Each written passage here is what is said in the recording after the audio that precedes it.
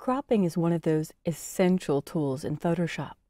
And if you look at your Tools panel and count down to the 5th tool on the left, you'll see the Crop tool. Or I could just hit my letter C by itself for Crop on the keyboard, and that switches to the Crop tool.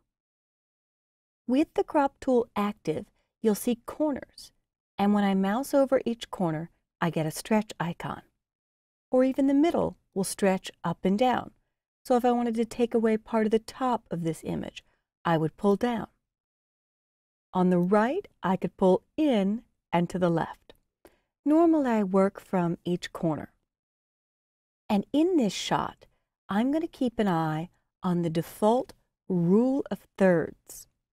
If you haven't heard of the rule of thirds, here's some words of wisdom that a photographer told me. If you ever look at your childhood photos, you'll notice almost everybody is centered, and everybody's squeezing to try to get in the shot or leaning back to try to get into the camera lens. A couple of things that will make your images more interesting. Don't center everything. If I put this pug directly in the center, it's not really a compelling shot. The rule of thirds has 1-2 guides here, 1-2 guides here, splitting it into thirds. If I drag up and to the right, you want the compelling or interesting part of the shot to land in a power point, so the pug's face close to where 2 guides intersect. This gives the eye a place to rest. I do love the sky in this shot, so I'm going to include a little bit extra, but I don't want the pug dead center. So I'm going to pull into the shadow a bit, and now the top of the pug's head is hitting close to that power point, the intersection of 2 guides. However, I may find these feet distracting, so I might decide to remove that as well. And if I really like the sky, maybe I aim for the pug's face to be in the lower quadrant, keeping that rule of thirds in mind. I think that's ultimately where I will land on this shot. And if a little bit extra sneaks in, I could use Photoshop's content-aware fill. But I can do 3 things to do the crop. I could click this check mark to say I'm all done and I want to commit to the current crop operation. I could double-click anywhere inside the crop area.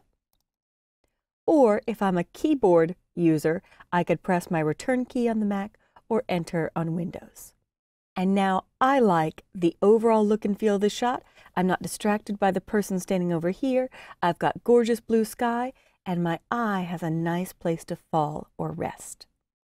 Now let's take a look at a different shot. In this image, I love it. However, it was taken kind of crooked at an odd angle. I want to cut out a little bit of the sidewalk here, but not too much. So I'm going to pull up from the lower right corner. And once I pull up, if I move outside the crop area, so I'm not on a corner, not on a middle, but anywhere outside shows me my rotate arrows. These bent little arrows will let me drag up and to the left, and that's actually not the proper dimension.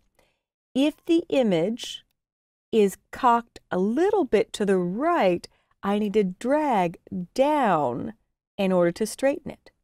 And you'll see the visual preview showing me if I have it straight or not. Also, as I drag, this little rotation angle pops up. That's known as a rich cursor. And if you don't see a little rich cursor when you're holding and dragging, that may be because you don't have an accelerated video card. No worries, I find it handy to know that I rotated this minus 9.6 degrees. I also want to keep the little girl in a compelling area, so I may add a little extra image territory to get her closer to that PowerPoint. Good. And I think I'm happy with this. Although there's extra, no worries. We're going to use Photoshop's content-aware fill to get the message of this image across and compensate for what wasn't originally captured in the shot. I think I'll tighten it a hair on the right, and yours does not have to match mine. So once I'm happy, I will press Return or Enter. There is my new crop. Now something else I want to point out before I do my content-aware fill. If I look at Black Pug, this is the cropped file size, 11.8 megabytes. The file size on the right is PSD or Photoshop document. The file size on the left is TIFF, the tagged image file format, uncompressed. I often use TIFF because it'll do a little compression, but not harm or permanently trash any image data. If I were to choose Edit Step Backward, before I did the crop, the file size was 14 megabytes. Even a little bit of cropping can make a big difference in file size. So I'll choose Edit Step Forward. And there's the crop that I want. I'll go back to my Valentine shot, and it is 16.2 megabytes right now.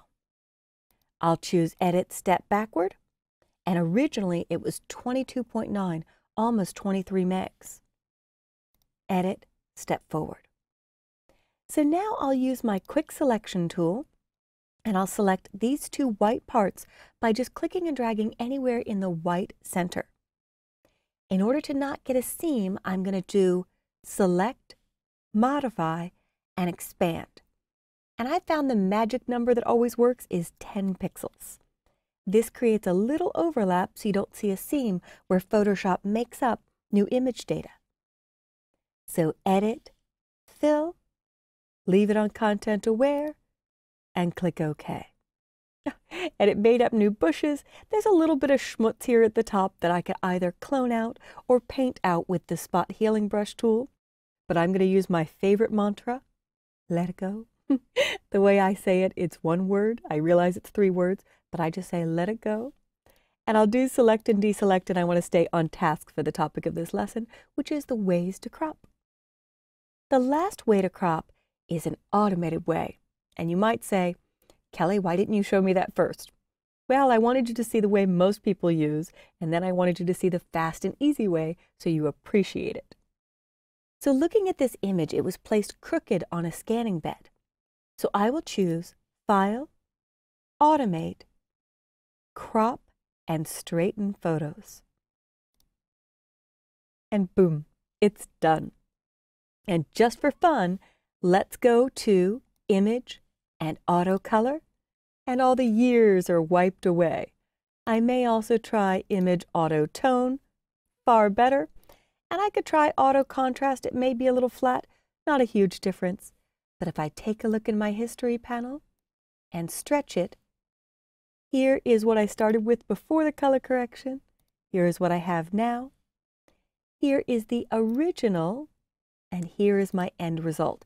And if you use File, Automate, Crop and Straighten Photos, Photoshop does open up a new document because you may have 4 or 5 images on a scanning bed that it can perform this action on.